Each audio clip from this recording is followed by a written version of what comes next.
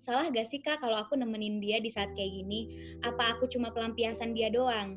Gue nggak tahu ya kalau misalnya nemenin ya, tapi yang jelas sih si cowok nggak bakal bisa lepas dari si mantannya itu, soalnya kan mereka udah punya anak bareng. Apapun yang terjadi pasti, walaupun nanti ujung-ujungnya mereka bakal jadian nih, si yang temennya ini nih yang ngarep Iya. sama si cowok, tetap aja pasti Hmm. ujung-ujungnya si cowok itu bakal ngabisin waktu dalam hidupnya buat ngurusin mantan dan anaknya itu. Ini cowok by the way. Dulu Oke. pas kami masih pacaran, kami sering berselisih karena hal sepele. Dan waktu itu aku lupa karena apa aku kecewa sama dia. Apa karena dia bohong? Lalu aku marah tapi nggak main tangan. Aku jodotin kepala aku ke tembok. Sampai dia nggak berani kontekan atau ketemu sama aku sampai sekarang. Kejadiannya udah lebih 3 tahun lalu. Aku minta maaf sama dia, semoga dia denger. Dan solusinya Kak, agar aku bisa minta maaf sama dia.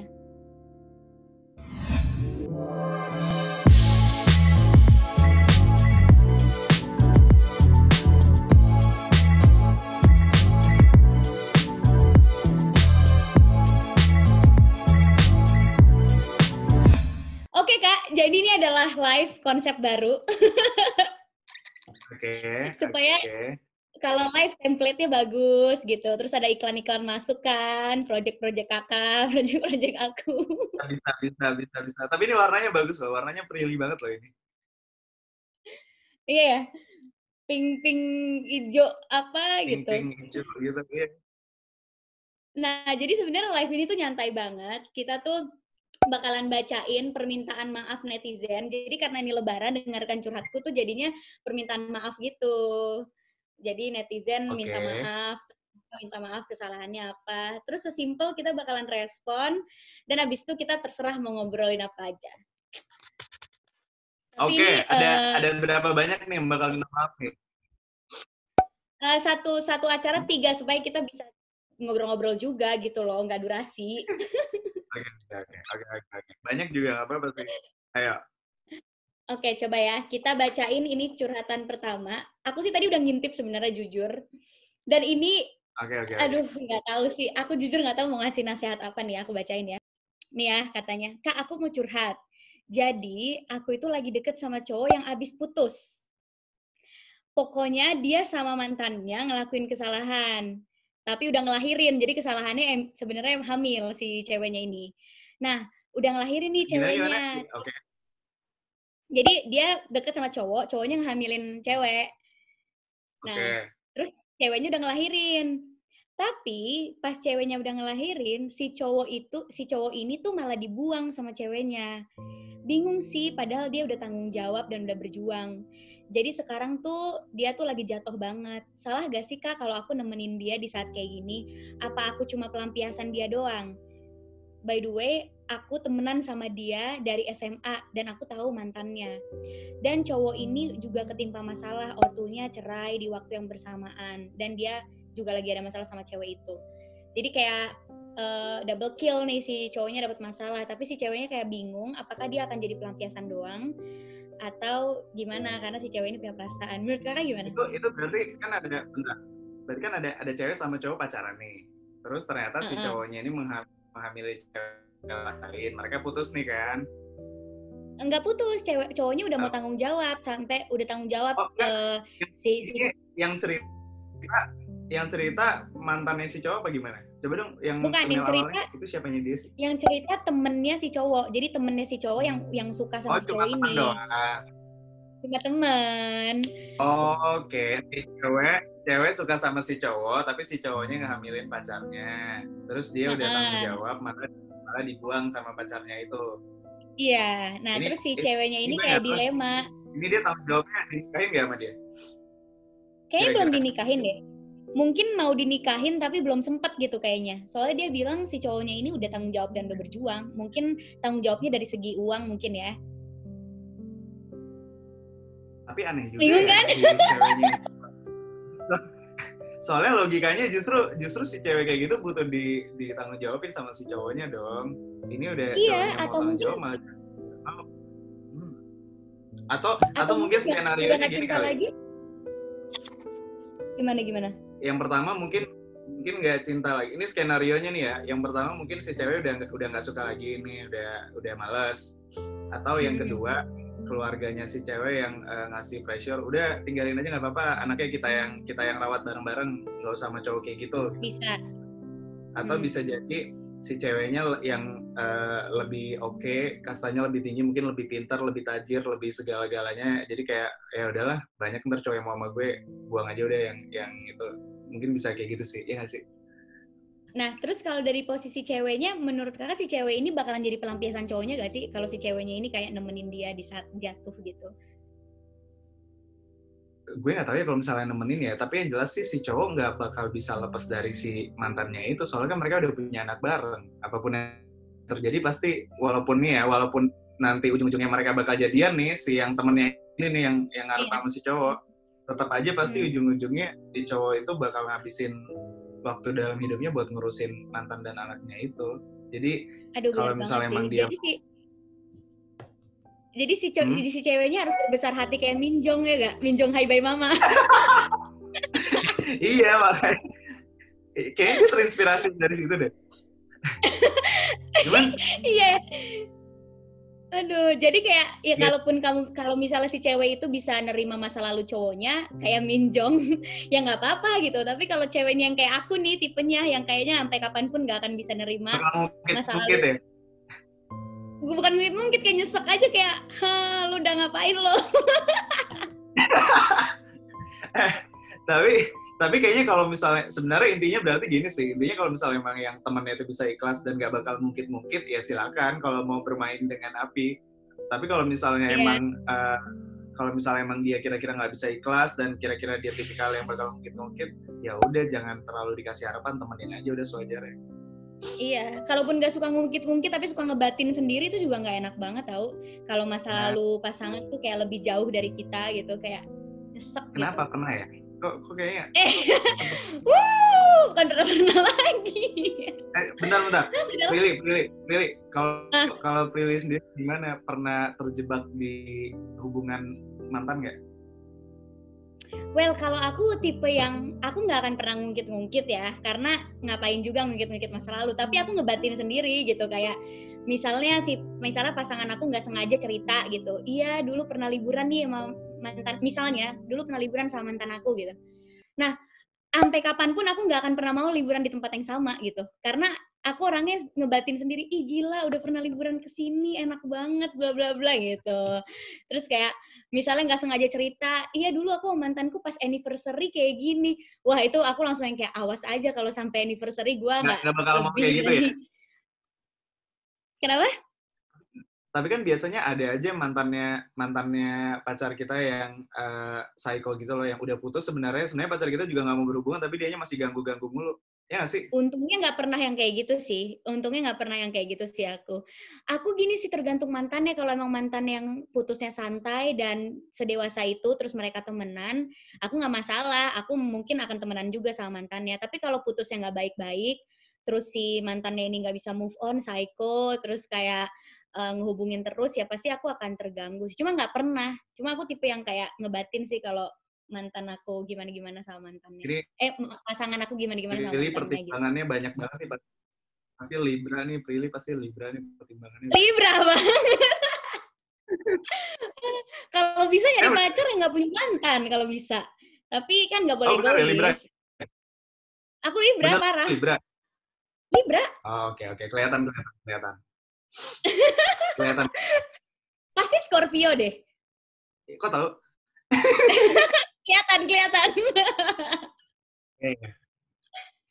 Oke, kita bacain yang kedua ya.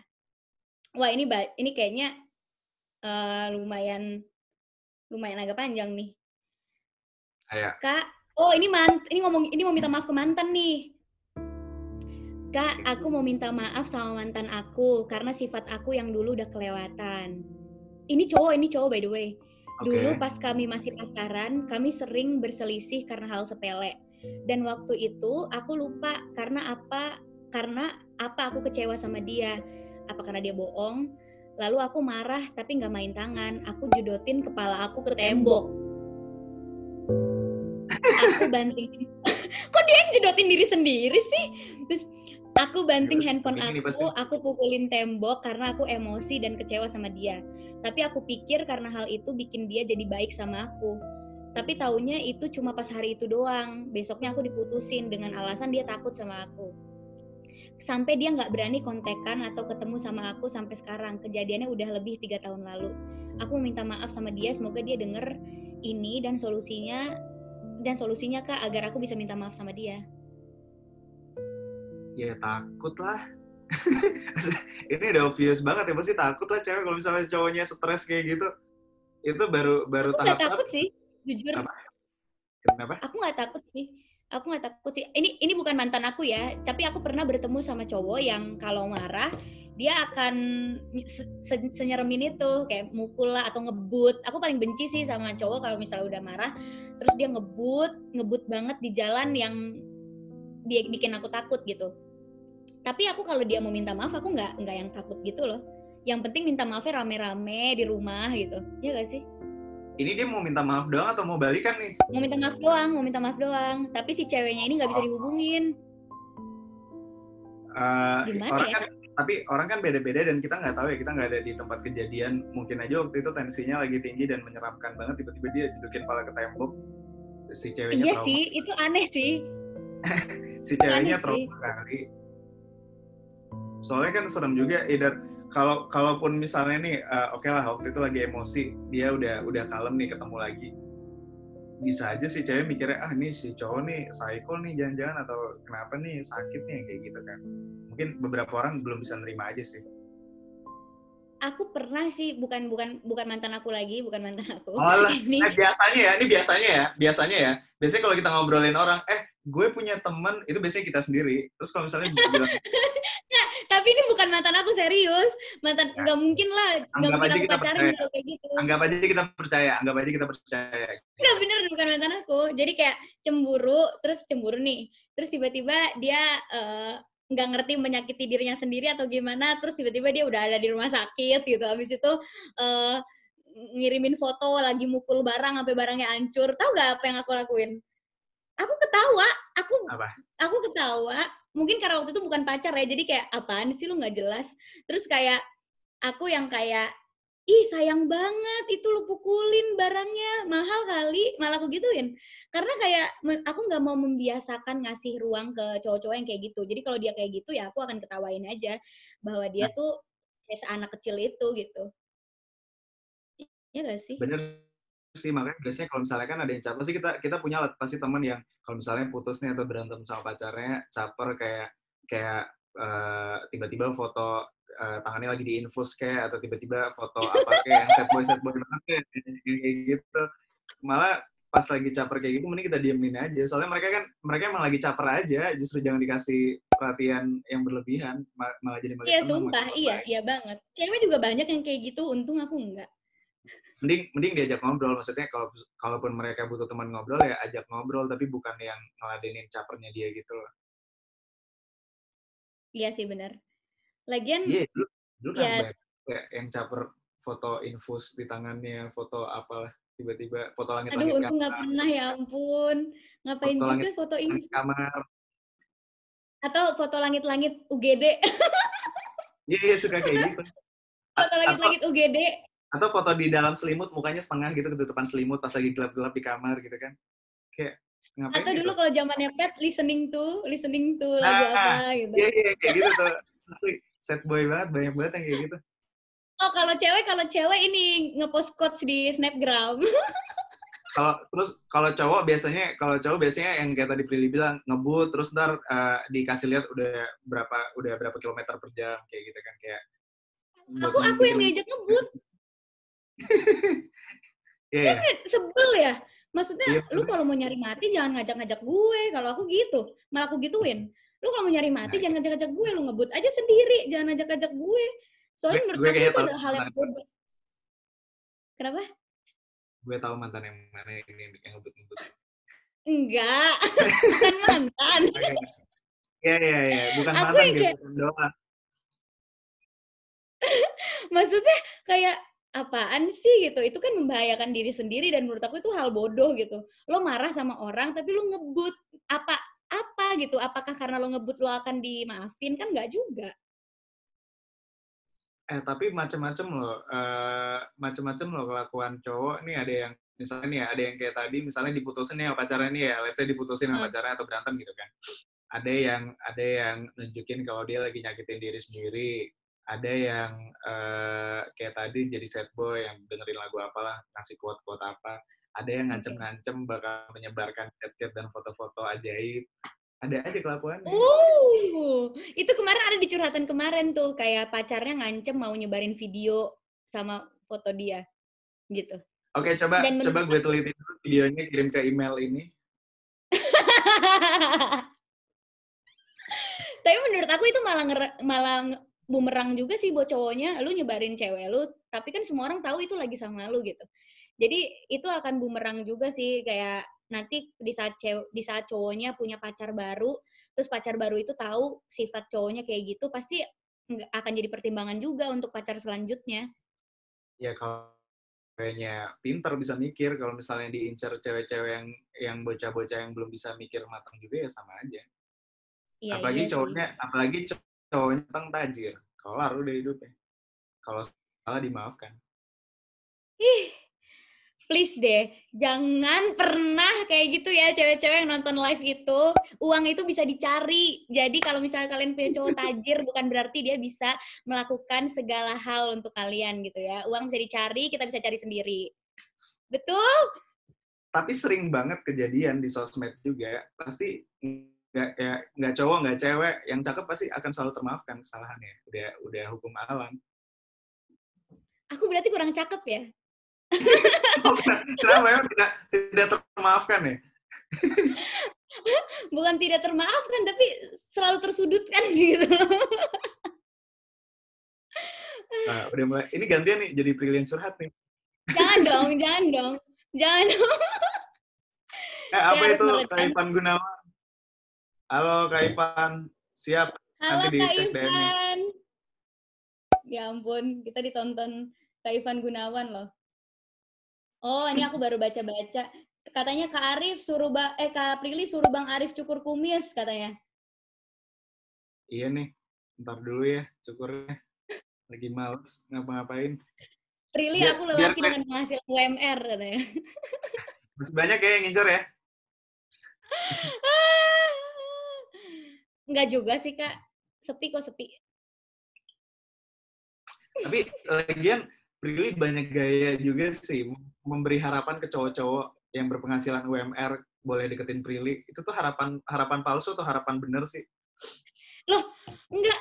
Aku bilang kan penghasilan UMR nggak apa-apa, tapi kan bekerja keras gitu loh. Jadi kan siapa tahu penghasilan itu akan bertambah.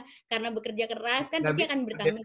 Kerja keras itu relatif. Kerja keras itu relatif. Orang yang kerja di jalanan, orang yang kerja di jadi kuli bangunan itu juga kerja keras. Prilly itu Mungkin terlalu aku memberi lebih harapan palsu ke cowok di luar sana. Mungkin aku lebih spesifikin lagi ya, bekerja kerasnya itu selalu ngeliat peluang dan mengembangkan potensi diri gitu. Jadi nggak di situ-situ aja, nggak stuck kerjanya itu doang gitu. Tapi ntar ada ide apa bisa buka usaha gitu. Misalnya dia ngurusin, kalau Harus misalnya kita zamannya. berpasangan, dia ngurusin operasional, aku ngurusin PR marketing ya kan, pas tuh sebenarnya. Kita lihat nanti. Pasti ujung-ujungnya sama cowok ganteng dan tajir. Enak aja.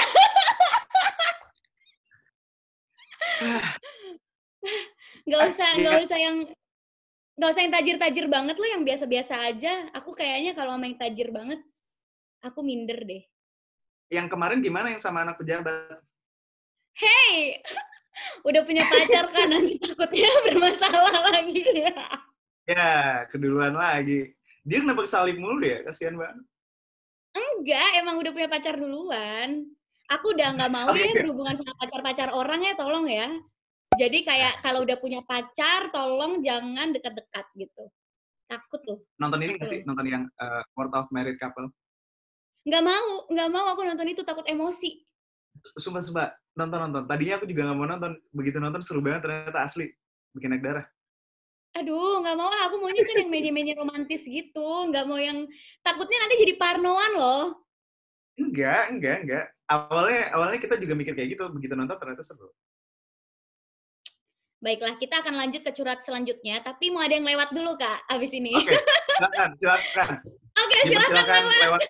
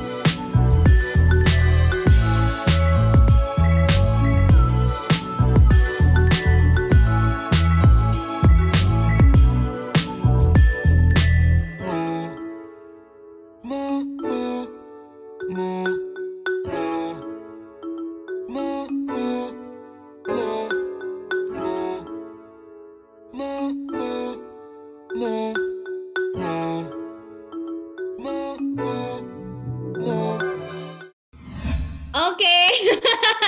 Hai. Kembali lagi. Udah. Ada yang mau lewat lagi? Terima kasih. Ada yang mau lewat lagi? Nggak ada.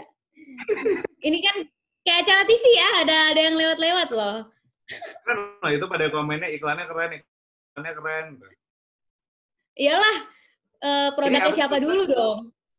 Barusan apa sih simili susu? Slimili buat menjaga berat badan. Mau? Mau dong. Bisa turun ini nggak? Bisa turun 43 kilo nggak? Iya, nggak gitu juga dong. Itu udah unhealthy kalau sampai lebih dari 10 kilo nggak sih? Takut. Oke. Yang terakhir nih, dia mau minta maaf ke orang tua. Jadi ini udah jauh-jauh nih dari cerita-cerita mantan. Aku bacain ya. Ini nggak kuat nih kalau udah ceritanya begini nih. Kak, aku mau minta maaf sama orang tua aku yang udah besarin aku dan urusin aku sampai sarjana sekarang ini. Mereka sekarang udah tua, berumur 50 tahun.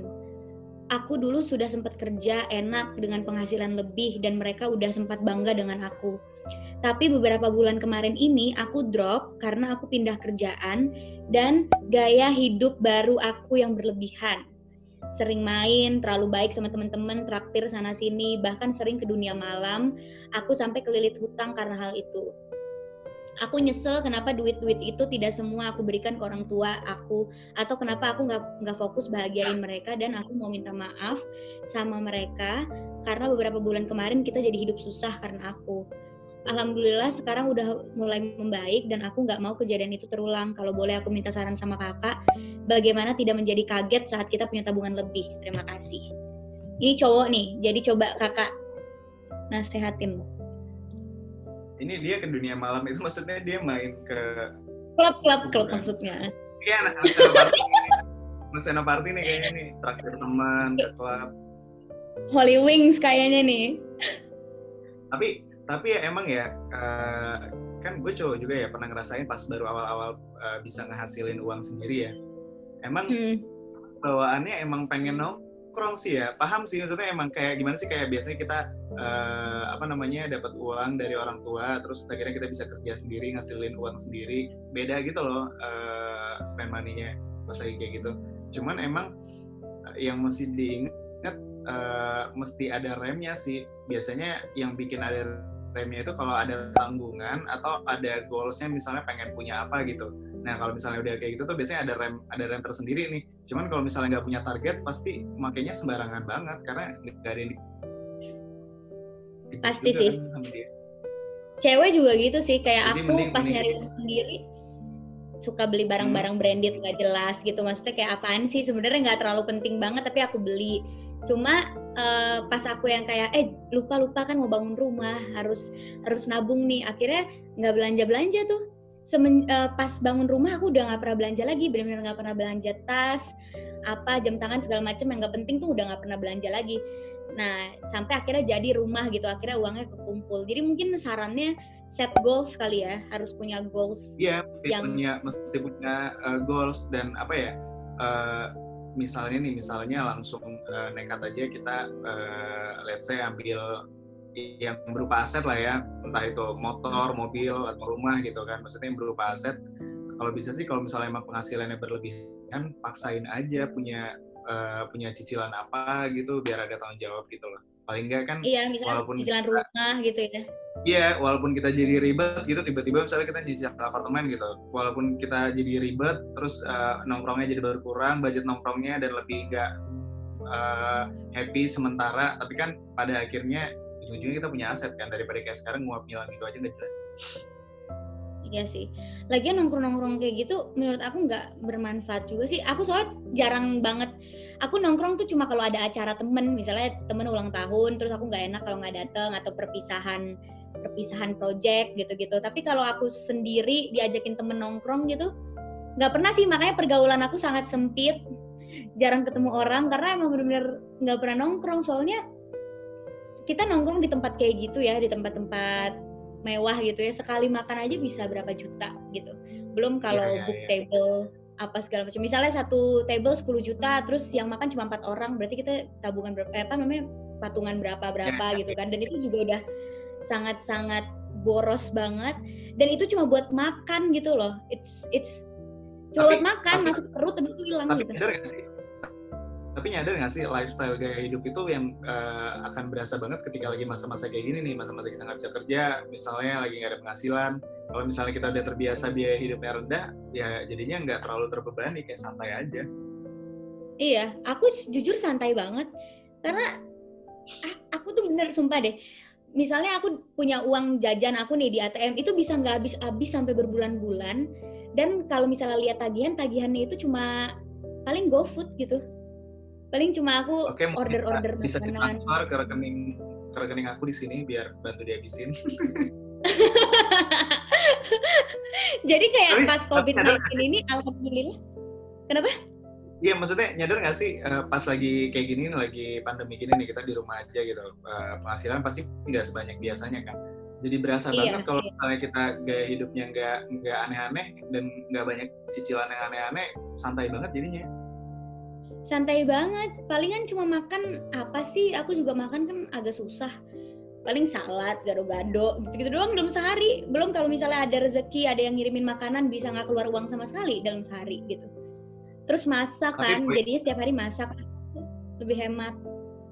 Tapi poinnya sih buat yang nanya tadi gimana caranya, emang paling bener sih punya goals sih, set misalnya punya aset apa gitu, jadi jelas gitu, begitu ada uang langsung dipotong, dipos-posin aja, jadi budget buat nongkrong yang berlebihannya bakal ketarik ke aset tadi.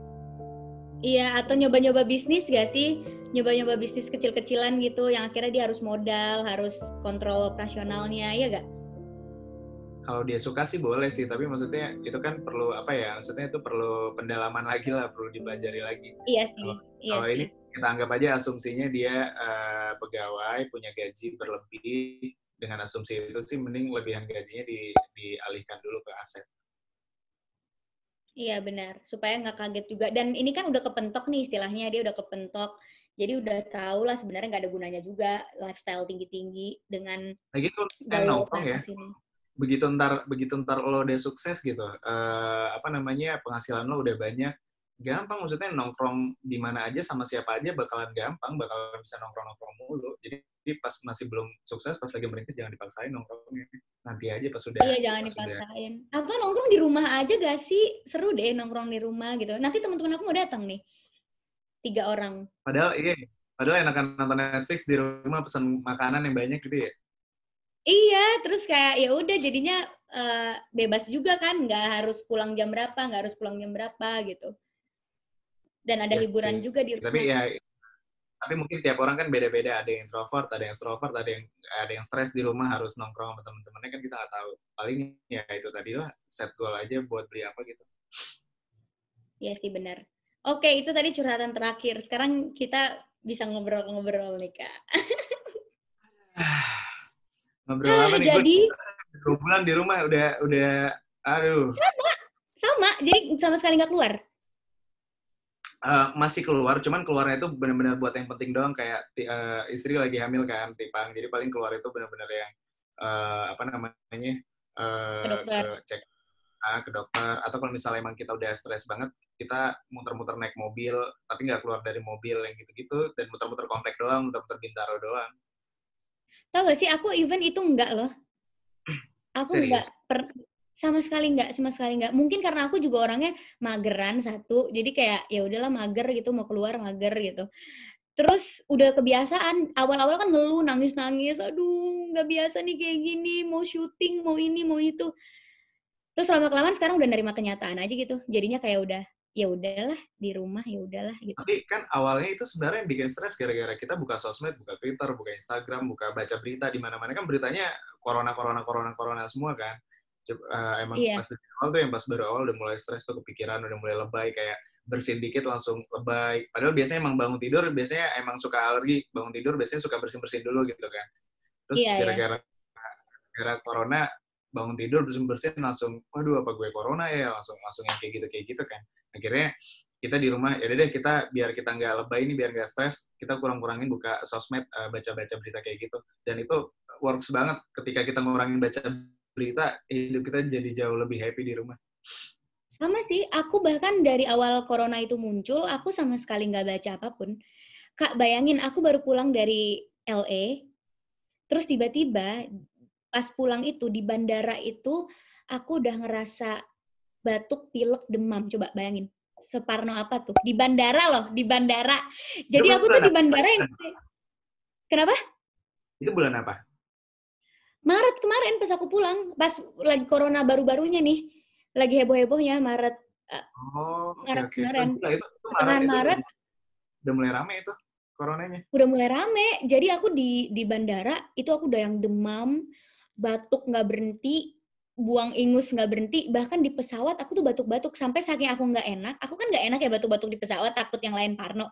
Jadi aku kalau batuk aku tutupin muka aku pakai bantal. Jadi bener-bener kalau aku udah nggak tahan banget nahan, aku nutupin muka aku pakai bantal terus aku batuk di bantal gitu supaya nggak kedengeran orang. Karena aku batuk yang bener-bener sering dan yang kayak berat banget gitu. Terus aku pulang Karena ke pas itu rumah, aku belum pakai masker kan. aku udah pakai masker Oh, dan oke. hand sanitizer.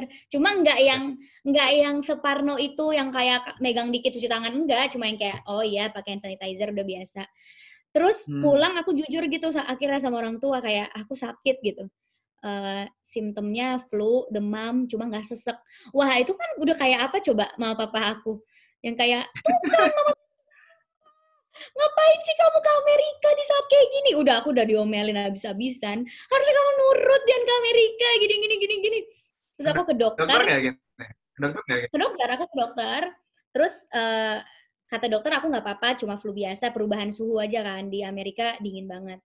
Tapi pas aku selesai berobat, mama aku dipanggil lagi ke dalam ruangan dokter, tapi aku nggak boleh masuk.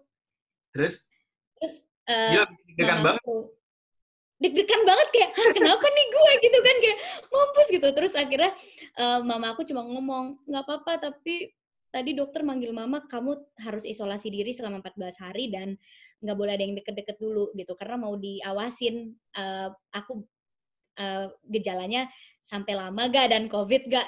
Jadi kayak tau gak aku di rumah bener-bener isolasi diri, benar-benar nggak mau deket-deket sama orang gitu kan. Aku masak buat diri aku sendiri makan. Jadi aku masak tapi orang nggak usah makan masakan yang aku makan itu. Terus jangan deket-deket Ini berjarak segala udah pindah macam. ke rumah baru nih.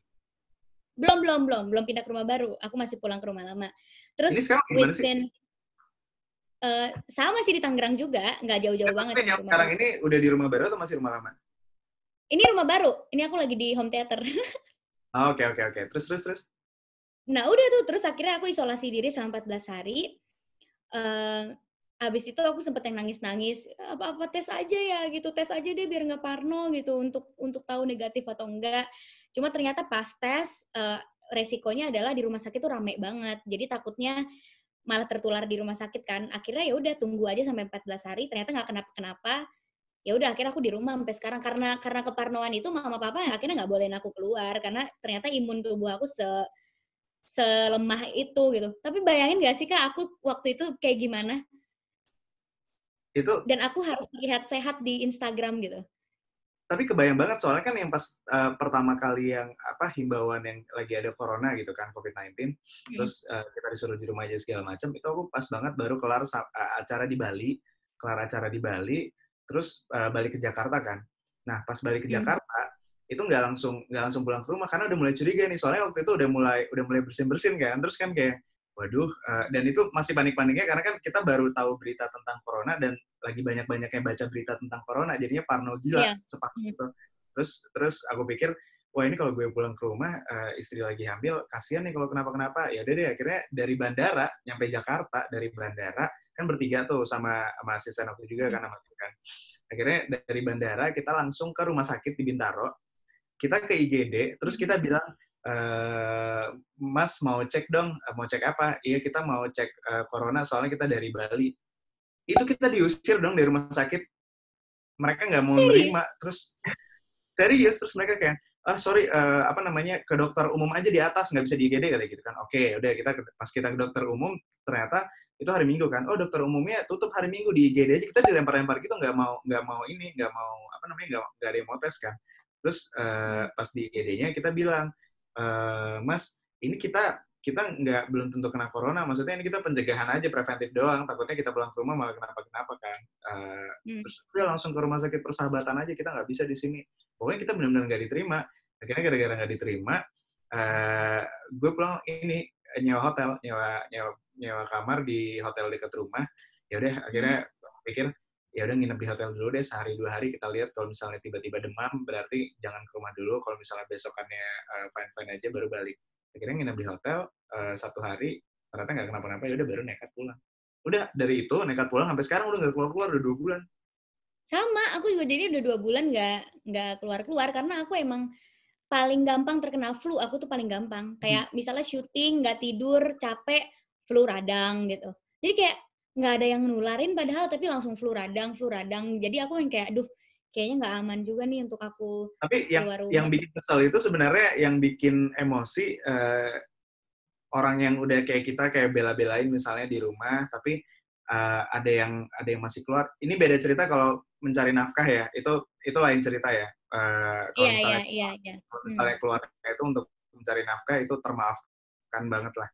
Cuman yang kita obrolin di sini, yang nyebelin itu orang yang keluar bukan untuk mencari nafkah, yang emang masih nongkrong aja, masih bandel, masih ini itu nongkrong segala macem. Itu kesel banget ngeliatnya. Sama. Aku juga ngeliatnya kesel. Terus aku aja di rumah nih, teman-teman aku mau datang itu dibatasin 4 orang, cuma boleh 4 orang gitu. Terus akhirnya yang datang akhirnya cuma 3 orang karena aku bener-bener yang concern banget, sorry banget, mama gue nggak bisa nih. Terus mereka kan umurnya udah di atas 40 tahun, mungkin kita carrier atau gimana. Aku kasih pengertian itu ke teman-teman aku, akhirnya kayak oke nih kita main cuma 3 orang ya gitu. Tapi aku suka agak sebel sih sama orang yang suka ngumpulin orang banyak ke rumahnya gitu. Kan kita harus physical distancing ya. Kayak ya kalaupun mau manggil teman-teman, di rolling aja gitu gak sih? Jangan yang kayak 20 orang, 10 orang lu kumpulin ke rumah gitu. Ya 3 orang lah gitu, atau 2 orang 2 orang gitu. Soalnya kan berbahaya juga buat tetangga dan segala macem gitu kan. Jadi aku kadang Ya kalau ngeliat makanya di itu. Instagram kayak ya ampun gitu. Suka menyepelekan corona gitu. Dan Sedih sekarang ya. malah jadi makin bingung loh ini yang PSBB ini. Tiba-tiba ada aturan PSBB, tiba-tiba boleh transportasi, tiba-tiba nggak bisa, tiba-tiba bisa. Bingung banget asli. Katanya bisa tapi cuma buat petugas aja, Kak. Kan Kayak baru ada aturan baru yang dari Menteri Perhubungan. Transportasi udah beroperasi lagi semuanya. tapi katanya nggak bisa buat kita. Buat masyarakat nggak bisa. Nggak ngerti, bingungin banget, aturannya bingungin banget. Nggak tahu ya, soalnya aku juga nggak baca berita lagi karena males. Cuma tadi asisten aku kayak update gitu. Iya transportasi udah bisa, tapi kita nggak bisa. Jadi itu cuma buat petugas-petugas yang emang harus kerja gitu. Anggota DPR yang emang harus kerja gitu. Ya, Tokoh-tokoh negara. Ya, whatever lah. I don't know ya, itu kata asisten aku sih. Aku juga belum baca Cuma lagi gitu. Dan emang sejujurnya aturan-aturan sekarang bikin bingung sih. Jadi kita memantau aja. Dan aku juga sebenarnya nggak mau terlalu banyak baca berita tentang ini lagi demi kesehatan mental. iyalah, Seperlunya. aku aja yang nggak baca udah terganggu kesehatan mental gara-gara di rumah. Terus tau gak yang bikin stres tuh bukan di rumahnya, tapi nerima kabar Dan baca-baca kerjaan berita-berita itu. aneh yang makin random tiap hari nggak sih, beritanya makin random tiap hari. Iya, Iya, abis itu tiba-tiba nerima kabar, Pril, kita kayaknya nggak mungkin syuting Juni, jadi kita akan undur di Agustus. Sedangkan di Agustus aku ada syuting film lain gitu. Akhirnya aku harus ngabarin film lain itu yang kayaknya harus dimundurin juga karena film yang satunya lagi mundurin nih. Jadi bikin adendum lagi, kontrak lagi. Jadi kayak itu yang bikin stres gitu. Terus harusnya aku launching produk aku, nggak bisa launching secara teman aku udah datang nggak bisa launching secara langsung, jadi harus virtual, dan itu kan jadi new normal lagi buat kita ya gak sih? Iya, tapi semua kena dampaknya apa sih? Yang lebih ribet dan lebih susah dari kita juga pasti kan banyak banget kan. Jadi ya, Pasti banyak ya, banget, kayak there's still so many jadi people yang merasa susah juga. ya bersyukur aja lah dan jaga kesehatan paling penting lah udah sekarang. Tapi jadi kakak bisnis itu lancar gak sih kak? Atau ada yang ketunda? Kan ini lagi apes banget, kemarin kan aku baru buka yang itu kan, mall kecil-kecilan yang Grebe itu kan. Iya, Grebe ya? Baru buka 1 bulan, corona tutup lagi dong. Tapi itu gimana sih? Aku nggak ngerti ya kalau sistem bisnis kayak gitu. Maksudnya kakak tetap bayar operasional, tempat, pajak gitu dong? Untungnya kan sekarang kayak kan aku juga punya kekinian kan di mall-mall juga kan store-nya. Untungnya dari mallnya juga pengertian, semall-mallnya ditutup, jadi sewanya sih ditangguhin sama mereka. Oh, jadi nggak harus bayar beban-beban kayak gitu ya? Tapi ya tetap ini dong, kan kita tetap ada operasional OPEX, karyawan segala macam dan macam-macam, tetap boncos, tetap rugi juga. Ya sih, Dan itu, aku juga perencanaan bisnisnya udah parah banget. Maksudnya dari sebelum corona udah atur nih cash flow-nya gimana gitu kan. Terus tiba-tiba karena corona, rencana itu kan nggak bisa jalan. Tapi aku harus tetap bayar pabrik, harus tetap bayar supplier dan segala macam. Jadi aku bayarin mereka dulu pakai uang aku untuk ngebelain kayak ya udah yang penting nggak ada tanggungan apa-apa lagi gitu. Itu loh yang jadi kayak dan ini pusing. Tapi juga bisa jalan online dong nggak? beberapa bisa, kalau kayak business project itu sih masih aman, soalnya kan emang kita nggak ada fisiknya, kita online kan. Cuman kalau kayak kinian, tadinya kita mau buka di dua mall baru, kalau misalnya nggak ada corona, akhirnya ya udah pending semua, dan nggak tahu jadi buka atau enggak, karena kan budget semuanya kepakai banget buat operasional segala macam kan, cash flow-nya berantakan banget jadinya. Terus kalau kayak kinian masih bisa online nggak sih? Masih bisa beli online nggak sih? Tadinya masih bisa, cuman kan apa ya, makanya kayak tadi itu aturan-aturan tuh bikin ribet gitu loh, yang tadinya boleh beroperasional jadi nggak boleh gitu-gitu loh. Dan soalnya aku masih bisa online sih untungnya. bisa Nana Judet. akhirnya masih bisa online, cuman kan pasti pembelian menurun dong, orang-orang kan juga lagi saving money juga kan. Jadi setelah nggak apa-apa, setelah kita ngitung-ngitung kayaknya nggak nutup operasionalnya, jadi mendingan tutup aja mendingan dulu. nggak usah sekalian gitu ya. Soalnya karyawan masuk segala macam, gudang bla bla bla, malah makin tinggi OPEX-nya. Iya. Aku Nona Judes aja masih jualan itu sebenarnya semata-mata untuk bayar gaji dan THR mereka sih. Karena kalau udah ngarepin untung udah nggak mungkin banget, daya beli masyarakat udah turun banget. Iya kan? Daya beli masyarakat udah turun. Kita sekarang juga bisnis sudah nggak mikirin untung lagi, kita cuma mikirin bisa survive, bisa karyawan bisa bisa tetap ada, nggak di PHK gitu, ya sesimpel itu aja. Iya, jadi cuman kayak emang ya udah nih buka bisnis. Pasti akan ada yang kena imbasnya sih, mau nggak mau ada aja pasti yang kena imbasnya. Iya, jadi aku yang kayak udah nih bisnis tetap buka ya, karena kita sebagai tanda kita nolong karyawan kita juga supaya mereka nggak dirumahin gitu kan. Dan akhirnya jadi bisa ojek online masih bisa yang kayak beroperasi, nganterin makanan dan segala macam. Jadi ya udah, jadinya jalaninnya gitu aja. Tapi tapi emang sedih banget sih sekarang, kayak kan aku banyak ada di dalam grup-grup WhatsApp kan, yang WhatsApp warga komplek lah, apalah inilah gitu kan. Udah mulai banyak kayak alumni dulu, teman sekolah segala macem, udah jadi pada jualan semua, jadi benar-benar tiba-tiba jualan lauk, jualan buah, jualan ini, jualan itu. Maksudnya jadi kasihan banget, semuanya kena dampaknya, jadi pasti keuangannya juga pada kacau semua orang-orang kan. Iya, tapi itulah maksudnya cara kita untuk adapt to this new normal gitu. Jadinya orang ngembangin potensi mereka yang bisa jadi peluang bisnis kan. Oke, gue bisa masak, gue bisa bikin kue, ya udah deh jualan kue online, jualan makanan online gitu. I think itu masih lebih mending daripada orang yang kayak udah bingung banget nggak tahu mau ngapain gitu kan, yang mungkin nggak biasa kerja di rumah harus di PHK, itu yang lebih kasihan banget sih. Makanya sebenarnya kan donasi-donasi juga untuk yang terkena dampak seperti itu kan. Kalau aku sih kali ini juga yang grup-grup WhatsApp yang pada jualan itu sih aku beliin sih buat hitung-hitung ngebantu. Iya, iya banget. Aku juga Karena beli-beli aja tuh karena aku beli tapi kebanyakan kan ya udah aku beli kirim ke rumah teman yang gitu-gitu, kirim buat siapa yang penting beli-beli aja dulu biar mereka kebantu juga. Iya bener sih. That's the most simple thing that we can do for them sebenarnya. Jadi lapar. So thank you so much loh Kak udah mau ngobrol-ngobrol hari Thank ini. you. Thank Kayak you it's a juga. good kayak terapi juga gak sih buat kita, akhirnya we can talk and share gitu. Jadinya nggak terlalu nganggur-nganggur banget di rumah. Ini loh, menyenangkan banget loh ngobrol sama orang setelah kita lama di rumah dan tidak ketemu siapa-siapa. Emang Iya obat kan? paling betul ya, salah satu obat yang paling ampuh kalian ngobrol deh sama temen, telepon temen kayak ngapain kayak kalian. Bener-bener. Aku setiap malam sih video call sama temanku. Jadi Kalau kayak kita kan cowok-cowok kan jarang ya video call gitu ya, tapi kalau misalnya kayak kan kita main game PUBG gitu, itu kan bisa ngobrol kan.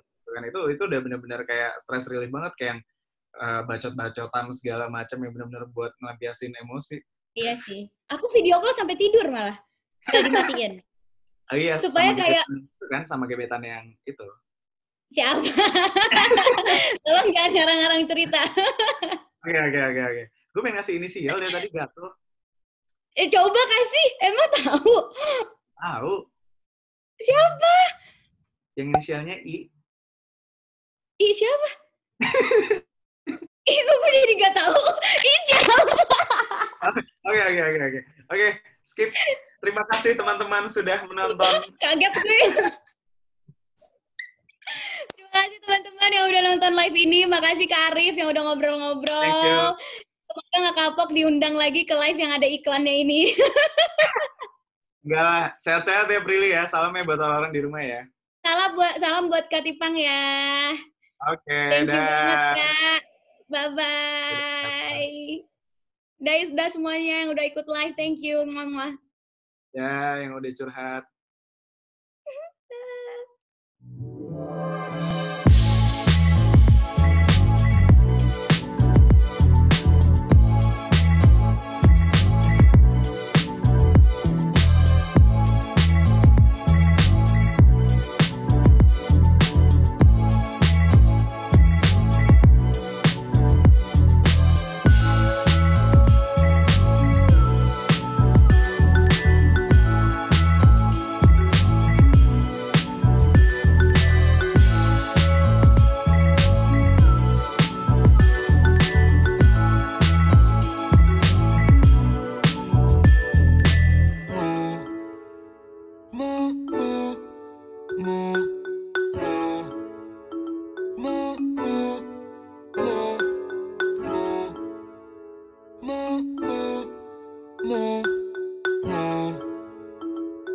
No.